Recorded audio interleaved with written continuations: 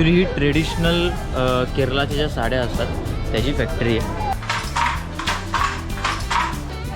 Hello hi. मेरे डोलना या गाण्यावर जे डान्स केलं होतं तसं. पण माझ्या घरी जी आजी आली होती तिने ते आपल्या वेस्टेज कापड असतात त्या कापडावरनं बनवलं होतं. तर मित्रांनो परत एकदा आलेलो आहे.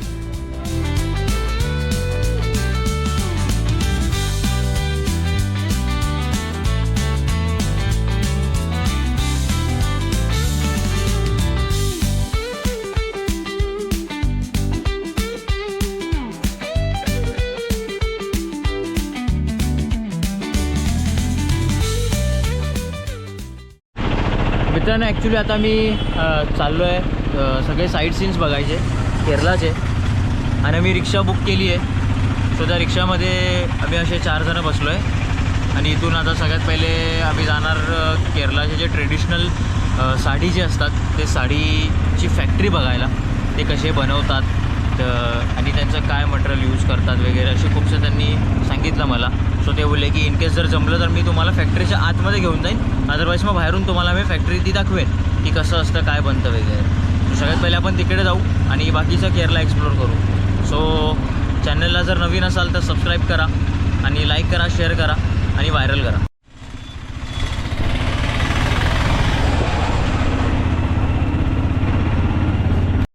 ॲक्च्युली ही ट्रेडिशनल केरळाच्या ज्या साड्या असतात त्याची फॅक्टरी आहे. सो आता हे कसावू आलयम इथे आलो आहे आणि इथून जातो आहे मी आतमध्ये. सो ते सांगत होते की खूपशा अशा व्हेरायटीज आहेत, फेस्टिवलसाठी वेगळ्या, नंतर मग लग्नासाठी घालतो त्या वेगळ्या, अशा खूपशा आहेत. सो हे असं बनतं आहे इथे आणि जे हँडमेड आहे त्याला कुठलेही मशिनरीज यूज नाही करत ते लोक किंवा काही नाही आहे, हाताने ते लोक बनवतात. त्याची डिझाईन वगैरे जी आहे ते लोक स्वतः हाताने बनवतात.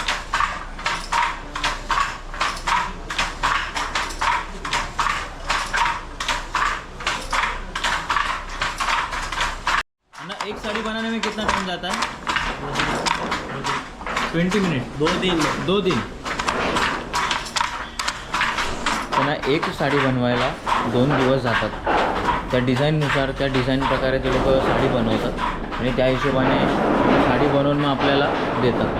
सो असं त्यांची ही फॅक्टरी आहे. या साईडला काही नाही आहे बट खूप छान अशा पद्धतीने ते बनवतात. वरती जागा आहे, वरती त्यांचे काही बनवलेले सॅम्पल आहेत. आपण ते सॅम्पल बघायला जाऊ कशा प्रकारे त्यांनी बनवलं आहे. तिकडे ओल्ड साडी जी असते ती ओल्ड साडीकडे बनवतात आणि ते ट्रेडिशनल साडी जी आहे ती इथे बनते.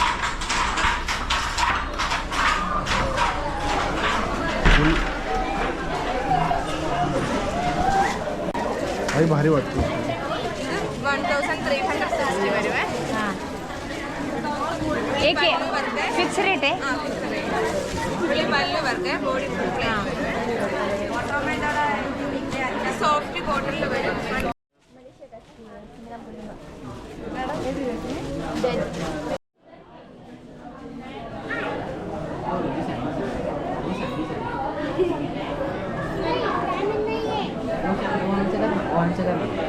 हॅलो से हाय. हाय. हॅलो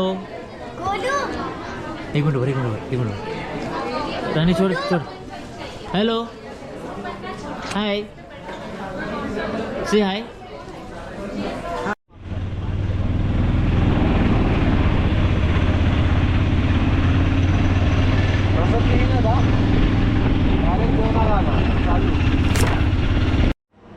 आता आम्ही आलो आहे एका म्युझियममध्ये. या म्युझियममध्ये खूपशे वेगवेगळ्या प्रकारचे सुतळ्या वगैरे जे असतात ते आहेत.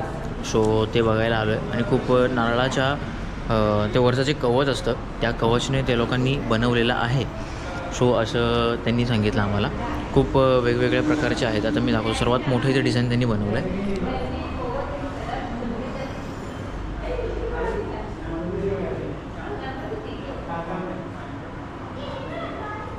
हे पूर्ण जे आहे त्यांनी नारळाच्या वरच्या कवच पूर्ण बनवलं आहे. ते वरचं कवच काढतात आणि त्याच्याने बनवतात. हे बघा, हे सुद्धा त्यांनी त्याच ह्याच्याने बनवलेलं आहे. खूप भारी वाटतं यार हे बघायला.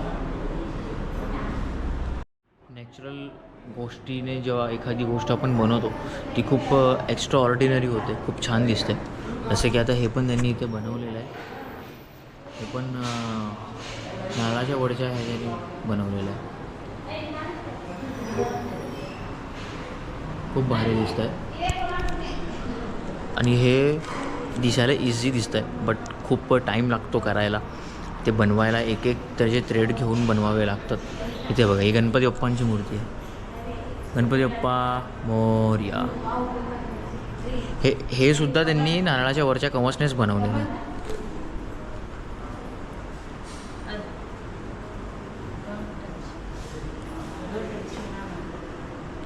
बुलबुले या पिक्चरमध्ये मेरे डोलना या गाण्यावर जे डान्स केलं होतं, तो आय थिंक ते तिचं फोटो काढून त्यांनी बनवलेलं आहे. असं खूप छान पद्धतीने ते इथं डेकोरेट करून त्यांनी ठेवलेलं आहे. पूर्ण जे आहे ते नारळाच्या ह्याच्यानेच बनवलेलं आहे.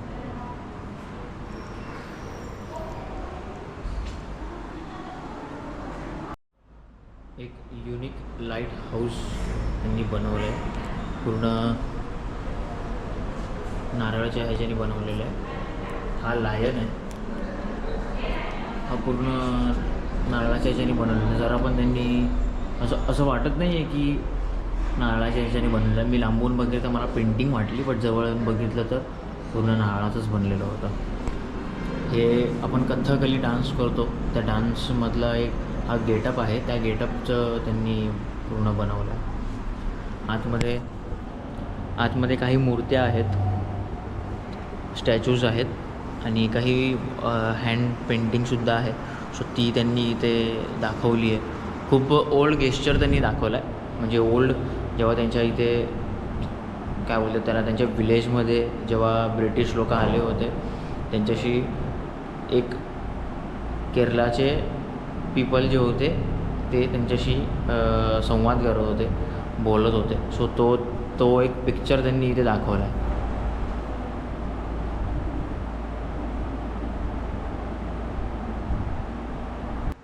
पूर्ण ओल्ड स्टाईल गेटअप बनवून ठेवलेला आहे. एका साईडला एक बाई आहे, ती नारळाचे वडचे जे कवच असते ती काढते आणि एका साईडला देते आणि दुसरी बाई त्याला बारीक करून त्याचं काय काय आयटम्स वगैरे बनवते.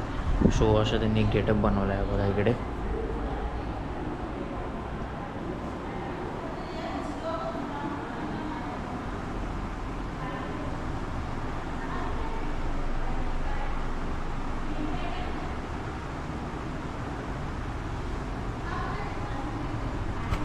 मोस्टली केरळामध्ये नारळापासून बनलेले आयटम्स खूप जास्त आहेत.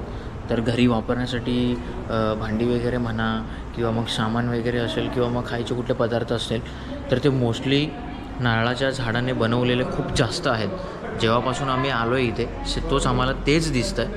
हे सगळे इन्स्ट्रुमेंट्स आहेत त्याचे जे बनवायसाठी यूज केलं जातं. हे सगळे वेगवेगळ्या टाईपचे मशिनरीज आहेत तिकडे बनवायसाठी.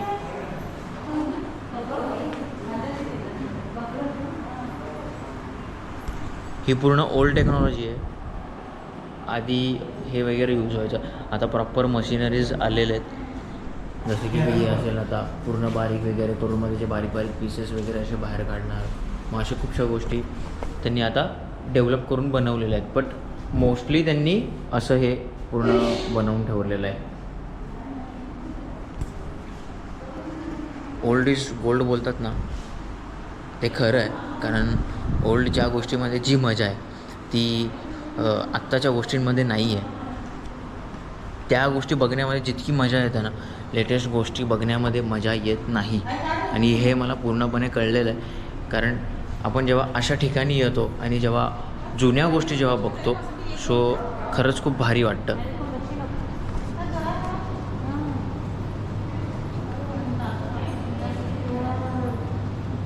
तिच्या गावात पूर्ण भरून ठेवलेलं आहे नारळाच्या ह्याच्याने.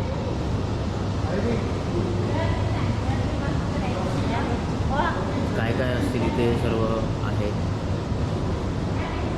पॉट असेल, झाडं लावायला वगैरे, किंवा मग हे बघा एक ट्रे, सगळं आहे. हे जे आहे हे आमच्या गावावरून एक आजी आली होती. त्या आजीने सुद्धा पण असं खूप छान बनवलेलं आहे. हे फक्त त्यांनी नारळाचे जे वरचं कवच आहे त्याच्याने बनवलं आहे. पण माझ्या घरी जी आजी आली होती तिने ते आपल्या वेस्टेज कापड असतात त्या कापडावरनं बनवलं होतं आणि ते सुद्धा खूप भारी होतं. डिफिकल्ट होतं थोडंसं, तिने बनवलं होतं खूप, पण खूप छान आहे. ते आम्ही अजूनपर्यंत जपून ठेवलं आहे.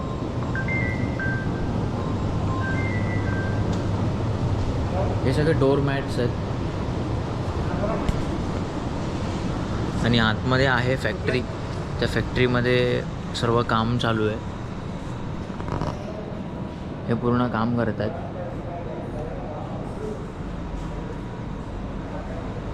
अशा वेगवेगळ्या प्रकारचे डोअर मॅट वगैरे, किंवा मग काही बंद आहे असं. इकडचे मशिनरीज थोडेसे वेगवेगळे आहेत.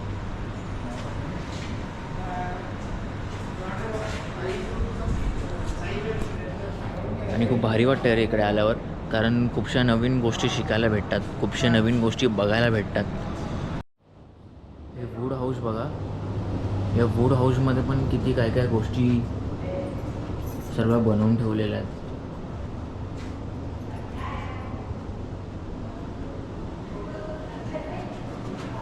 इथे टायगरचं डिझाईन आहे. सर्व भांडे वगैरे ठेवलेले आहेत. आणि इथे झोपायला बेड आहे. एक छोटंसं घर आहे आणि त्या घरमधली डिझाईन कशी असेल, ओल्ड गेस्चर कसा असेल, ओल्ड हाऊस कसा असेल, त्यांचं एक काय बोलतात त्याला, छोटंसं एक स्ट्रक्चर त्यांनी उभं केलेलं आहे. हे बघा इकडचे ग्राउंडचं टाईल्स वगैरे कसे असतील, सर्व भारी आहे यार इकडे.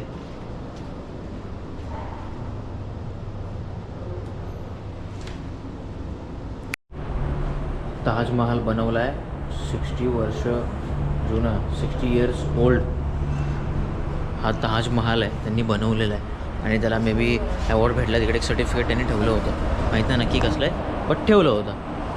सो आता जाऊ पुढे. तर मित्रांनो, परत एकदा आलेलो आहे मुरारी बीचवर. म्हणजे मुरारी बीचवर परत नाही आलो आहे, बीचवर परत आलो आहे. बट आता जे आहे ते मुरारी बीच आहे. आणि जी फिलिंग आहे इकडची, सेम मला असं वाटतं आहे की मी गिरगाव चौपाटीला आहे. सेम तीच वाईब आहे. फक्त त्या साईडला हे नाही आहे, आपलं काय बोलतात, मरीन ड्राईव्ह नाही आहे. बाकी फिलिंग सेम आहे पूर्ण सर्वीकडे. हे असे लावून ठेवलेले आहेत बसण्यासाठी, चिल आऊट करण्यासाठी. आम्ही जेव्हा एलापुझा स्टेशनला उतरलो होतो त्याच्या पण अपोजिट साईडला एक बीच होतं.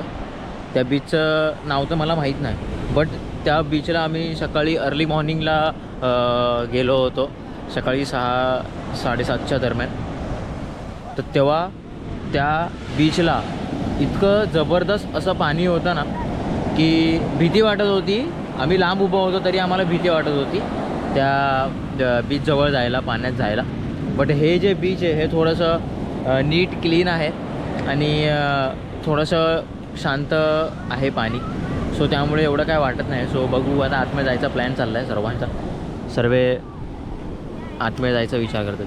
बट बीच बघितलं तर खूप भारी वाटतं आहे, कारण आपल्या मुंबईमध्ये ऑलमोस्ट जे पाणी आहे, जसं मी तुम्हाला आधी पण सांगितलं, पाणी जे आहे ते ब्लॅक आहे, डार्क आहे, त्यात घाण आहे सर्व. बट इकडचे जेवढे बीच आहेत ना ते सर्व नीट क्लीन, साफसुथरे आहेत. सो हे एक चांगलं वाटतं इथे बघून.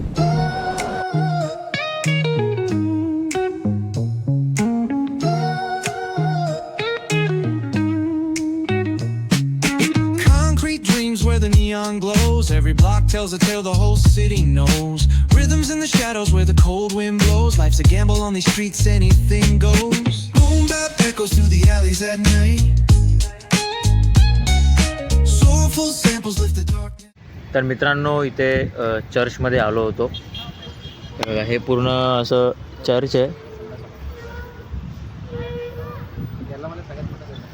केरलामधलं बोलतो आहे. कोचीमधलं सर्वात मोठं असं हे चर्च आहे आणि चर्चच्या आजूबाजूला पण चांगला असा स्पेस आहे. सो आता याच्या पुढे आम्ही जाणार आहे कोचीला, म्हणजे रूम वगैरे जरासं बघायचं आहे, कारण रूम वगैरे काय बुकिंग वगैरे केली नाही आहे इकडची. तिकडची केली होती, सो त्यामुळे आपण डायरेक्टली गेलो होतो, पण इकडे काय रूम बुकिंग वगैरे केलेली नाही आहे. सो आता रूम बुकिंग वगैरे करू आणि मग थोडासा आराम करून मग संध्याकाळी बीचवर जर वगैरे झालं तर मग बीचवर जाऊ. पण आजचा हा ब्लॉग मी आता थोडा इथे संपवतो आणि रजा घेतो तुमची.